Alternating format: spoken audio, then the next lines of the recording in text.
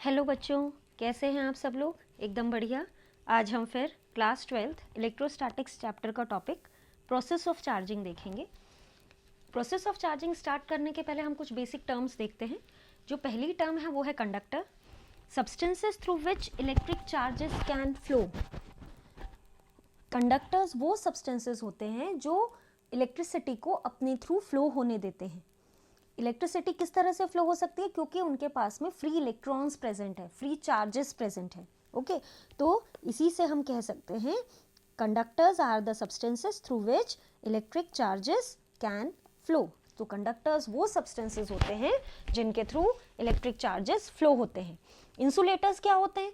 आप लोग पहले से भी जानते हैं, इंसुलेटर्स वो मटेरियल्स होते हैं जो इलेक्ट्रिक करंट को अपने थ्रू पास होने नहीं देते। Okay, so insulators substances through which electric charges cannot flow, जिनके थ्रू इलेक्ट्रिक चार्जेस फ्लो नहीं हो सकते हैं वो इंसुलेटर्स कहलाते हैं। ओके, नाउ यहाँ पे जो नेक्स्ट है वो है ग्राउंडिंग। ग्राउंडिंग क्या होती है? जब भी कहीं पे भी किसी सब्सटेंस पे एक्स्ट्रा चार्जेस है, जैसे मान लीजिए हमारे पास में ये बॉडी है, इस बॉडी के पास में बहुत सारे एक्स्ट्रा चार्जेस हैं। ओके, ये सभी एक्स्ट्रा चार्जेस हम ये चाहते हैं ये अंदर से भी चार्ज्ड है और बाहर से भी चार्ज्ड है। ओके, हम ये चाहते हैं कि बाहर के चार्जेस सब की सब यहाँ से हट जाएं। तो ऐसे समय में हम लोग क्या करते हैं, एक वायर यहाँ से कनेक्ट करके सीधे उसे अर्थ से कनेक्ट कर देते हैं। ओके, इससे क्या होता है? एक्चुअली अर्थ को ऐसा माना गया है कि अर्थ के पास में इनफाइनाइट कैपेसिटी है चार्जेस को होल्ड करने की। जितने भी चार्ज हम चाहें उसके अंदर डाल सकते हैं। ओके, तो उसके होने से क्या होगा, जैसे सपोज चार्जेस अंदर के जो हैं वो तो ऐसे के ऐसे ही रहेंगे और बाहर के जितने चार्जेस हैं वो सब धीरे धीरे अर्थ में चले जाएंगे। ओके, ये जो है ग्राउंडिंग, इसी को हम अर्थिंग भी कहते हैं। ओके, ये अर्थिंग करने से क्या होता है, जैसे हम लोग घर में इंस्ट्रूमेंट्स यूज़ करते हैं, कभी हम मिक्सर ग्राइंडर यूज़ कर रहे हैं, कभी वॉशिंग मशीन यूज़ कर रहे हैं, इस तरह से काफ़ी सारे घरेलू इक्विपमेंट्स हम यूज़ करते हैं। अब ये मिक्सर ग्राइंडर जब हम यूज़ करते हैं, कई बार ऐसा होता है कि स्विच ऑन भी हो या चल भी रहा हो तो हमें वो उसकी बॉडी करंट देती है। ओके, इसका मतलब उस इंस्ट्रूमेंट में अर्थिंग प्रॉपर नहीं है। तो ऐसे समय में एक वायर जो कि ग्रीन कलर का होता है हमारे इसमें, तो इलेक्ट्रिक वायरिंग में, घर की इलेक्ट्रिक वायरिंग में, जैसे कि आप पहले 10th में भी पढ़ चुके हैं, उसे हम अर्थ से कनेक्ट कर देते हैं। तो अर्थ के पास में इनफाइनाइट कैपेसिटी है जो कितना भी चार्ज को होल्ड कर सकती है। आप लोगों ने बड़ी बिल्डिंग्स भी देखी होगी, उन बड़ी बिल्डिंग्स में हमेशा एक ऊपर इस तरह से एक लाइटनिंग कंडक्टर के लिए एक इस तरह से एक बॉडी लगाई जाती है। तो इससे क्या फ़ायदा होता है हमें? इससे ये फ़ायदा होता है कि जितना भी एक्सेस चार्ज उस बिल्डिंग के ऊपर आएगा वो पूरा की पूरा अर्थ के अंदर चला जाएगा। ओके, क्योंकि कई बार जब बिजली गिरती है, बिजली अगर एक्सीडेंटली उसी बिल्डिंग पे गिरी तो अंदर रहने वाले लोग या सबकी जान को खतरा हो सकता है। ऐसे समय में हम लोग क्या करते हैं कि उसे हमने ग्राउंडिंग कर दिया। ग्राउंडिंग करने से हमें ये फ़ायदा मिलता है कि जितना भी एक्सेस चार्ज होगा वो सब सीधा की सीधा अंदर अर्थ में चला जाएगा। ओके, अब जो नेक्स्ट है वो है process of charging. Process of charging क्या होती है? It is transfer of charge from one body to another.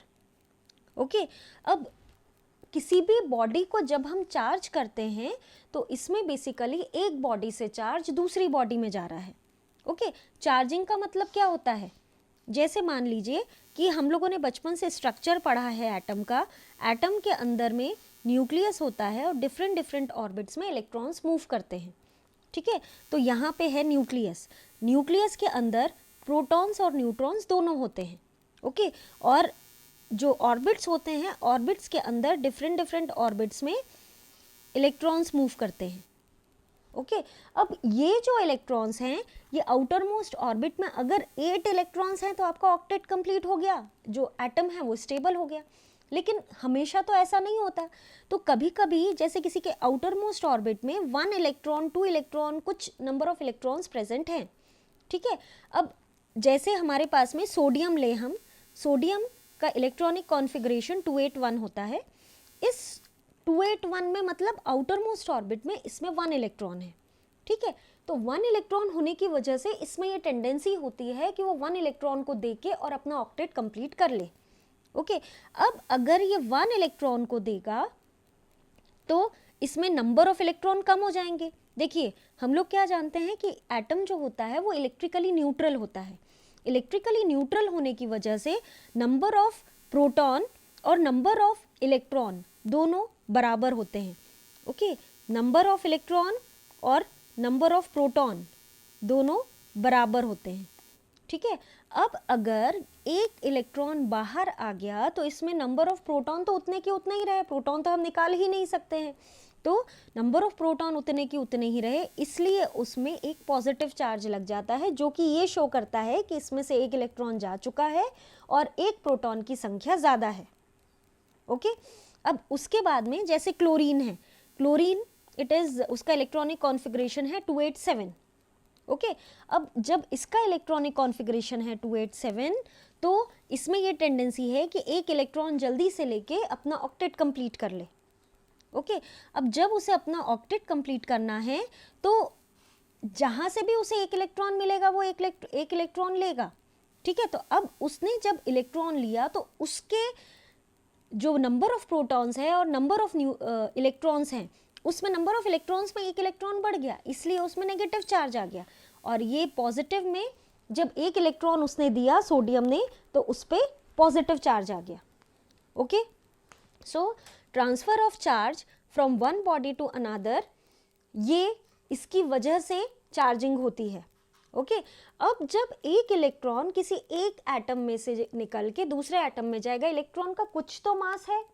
ठीक है, मास ऑफ द इलेक्ट्रॉन जो होता है वो होता है 9.1 इंटू 10⁻⁻31 किलोग्राम।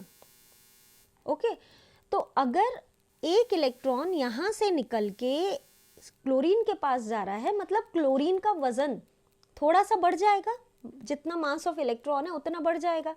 तो जब भी इलेक्ट्रॉन का ट्रांसफर होगा उसके साथ साथ जो मास है वो उसका भी ट्रांसफर होगा और जिस बॉडी में इलेक्ट्रॉन इकट्ठे होते जा रहे हैं उनका मास थोड़ा सा बढ़ता जाएगा। ओके, अब जब हम प्रोसेस ऑफ चार्जिंग की बात करते हैं तो हमारे पास में बहुत सारे तरीके होते हैं। एक तरीका हम पहले ही पढ़ चुके हैं जो कि है by method of friction. Friction में कोई भी दो चीज़ें होती हैं, कोई भी दो ऑब्जेक्ट होते हैं, उन्हें हम रब करते हैं। जैसे हमने एक एग्जांपल देखा था कि अगर हमारे पास में प्लास्टिक कोम्ब हो, इस प्लास्टिक कोम्ब में हमने उसे ड्राई हेयर से रब करा और ऐसे बिट्स ऑफ पेपर रख दिए तो ये बिट्स ऑफ पेपर उसकी तरफ अट्रैक्ट होने लग जाते हैं। ठीक है, तो ये हमने इसको जो रब करा, जो फ्रिक्शन पैदा हुआ, उसकी वजह से जो चार्जेस हैं वो उसकी आउटर सरफेस पे आ गए। ओके, जैसे ही चार्ज आउटर सरफेस पे आ गए तो ये इसकी तरफ अट्रैक्ट होने लग गए। ठीक है, तो ये बेसिकली फ्रिक्शनल इलेक्ट्रिसिटी कहते हैं इसे हम। ओके, अब जो दूसरी टाइप की जो इलेक्ट्रिसिटी है वो है दूसरी तरफ से जिससे हम चार्जिंग कर सकते हैं, वो है बाय कंडक्शन। बाय कंडक्शन क्या होता है, यहाँ पे बेसिकली हम कंडक्टर्स लेंगे और एक्चुअली बॉडी को टच किया जाता है। तो जैसे मान लीजिए कि हमारे पास में ये बॉडी 1 है, बॉल 1 है, इस बॉल के ऊपर एक्सेस ऑफ चार्जेस हैं और ये बॉल 2 हम इसके पास में लेके आ रहे हैं। बॉल 2 में कोई चार्ज नहीं है, बॉल 1 में जो चार्जेस हैं वो सिर्फ उतने ही चार्ज है हमारे पास में, ये दोनों ही कंडक्टर्स हैं। जब हम इसको लाके टच करते हैं 1 और 2, जब दोनों कांटेक्ट में आ जाते हैं, when they are touched each other, तो उस केस में जो 1 का जितना चार्ज था वो आधा आधा दोनों बराबरी से बांट लेते हैं। ओके, तो जैसे यहाँ पे मैंने आपको 8 चार्जेस के फॉर्म में बताया हुआ है, तो उन्हीं 8 चार्जेस को मैं यहाँ पे रिप्रेजेंट कर दे रही हूँ। ये 8 चार्जेस अब दोनों में बराबरी से डिस्ट्रीब्यूट हो गए। ठीक है, तो इसकी वजह से एक बॉडी का जो चार्ज है वो दूसरी बॉडी में भी बराबरी से डिस्ट्रीब्यूट हो गया। तो ये है चार्ज्ड बॉडी जो कि अपना चार्ज दूसरी बॉडी को दे देती है। तो इसमें जो पहली प्रोसेस होती है चार्जिंग की वो होती है बाय कंडक्शन। ओके, तो conduction when a charged body gives its charge to another in contact. तो जब हम एक बॉडी के कॉन्टैक्ट में दूसरी अनचार्ज्ड बॉडी को लेके आएंगे तो इन दैट केस वो दोनों जितना चार्ज है आपस में बराबरी से बांट लेंगे। ओके अब जो नेक्स्ट है वो है इंडक्शन। इंडक्शन में क्या होता है? इंडक्शन में क्या होता है कि हम लोग एक्चुअली टच नहीं करते हैं बॉडी को। ओके तो इसमें क्या होता है, by induction when a body is charged bye rubbing it if another body is brought in contact. ठीक है, अब हमने क्या करा कि जैसे हमने कोम वाला एग्जाम्पल देखा था, इस तरह से एक और एग्जाम्पल मैं बताती हूँ। एक ग्लास रॉड है, जैसे मान लीजिए हमारे पास में इस तरह से एक ग्लास रॉड है। इस ग्लास रॉड को मैं एक सिल्क क्लॉथ से रब कर रही हूँ। ये मेरे पास में एक ग्लास रॉड है और इस ग्लास रॉड को मैं सिल्क के क्लॉथ से रब कर रही हूँ। ओके तो जब इस ग्लास रॉड को मैं सिल्क के क्लॉथ से रब करूँगी, रब करते करते करते करते हम ये ऑब्जर्व करेंगे कि ये जो ग्लास रॉड है ये पॉजिटिवली चार्ज हो गई है। ठीक है, अब इस चार्ज्ड बॉडी को जब हम किसी अनचार्ज्ड बॉडी के सिर्फ पास में लेके आएंगे, हमने टच नहीं किया है, हम सिर्फ पास में लेके आएंगे, उसकी वजह से क्या होगा, इसमें जितने इलेक्ट्रॉन्स होंगे, ये जितने इलेक्ट्रॉन्स होंगे, क्योंकि ये पॉजिटिवली चार्ज है, तो इसमें जो प्रेजेंट जितने इलेक्ट्रॉन्स हैं वो सब इस पॉजिटिव चार्ज की तरफ अट्रैक्ट होंगे, इसलिए सब नेगेटिव चार्जेस एक तरफ आ गए। ओके और नेगेटिव सब एक तरफ आ रहे हैं तो पॉजिटिव उसकी अपोजिट साइड में चले गए, तो ये बॉडी अपने आप में चार्ज्ड हो गई। ठीक है, ये बॉडी जो हुई ये अपने आप में चार्ज्ड हो गई। ठीक है, तो यहाँ पे हमने उसे टच नहीं किया है। ठीक है, तो यहाँ पे अपोजिट चार्जेस इंड्यूस हुए हैं। यहाँ पे क्या देखा था हमने कि अगर हमने पॉजिटिव चार्ज एक बॉडी को दिया हुआ है तो वही पॉजिटिव चार्ज दोनों में आपस में बट जाएगा। यहाँ पे चार्ज आपस में बटता नहीं है। ओके ये जो पॉजिटिवली चार्ज ग्लास रॉड है, इसकी तरफ जो हमारी दूसरी रॉड है उसके सारे के सारे इलेक्ट्रॉन्स आके इकट्ठे हो जाते हैं। So this is only induction, यही इंडक्शन होता है। ओके अब हम सबसे पहले डिफरेंस बिटवीन इलेक्ट्रिक चार्ज और मास के बीच में देखते हैं।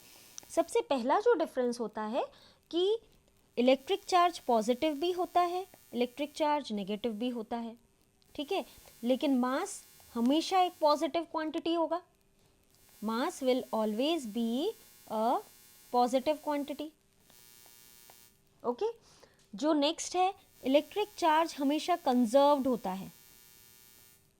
ओके सो लेकिन इलेक्ट्रिक मास जो मास जो है वो कंजर्व्ड नहीं होता। Okay it is not conserved.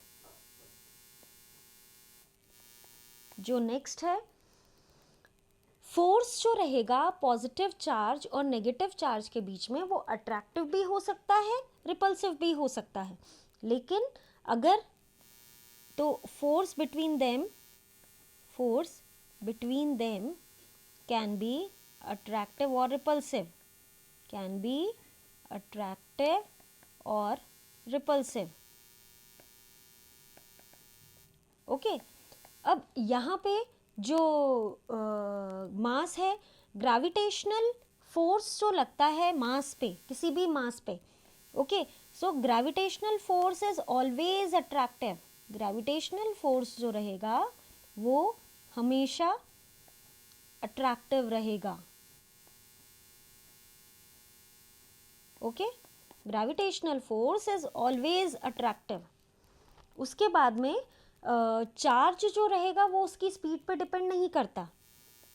Okay charge does not depend upon speed.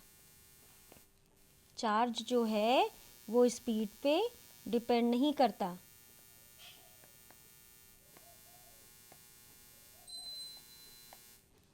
मास जो है वो बढ़ता जाता है जब स्पीड बढ़ती जाती है। तो जैसा ये रिलेटिविटी का जो कंसेप्ट है वो उसका एक ये बहुत इंपॉर्टेंट चीज़ है।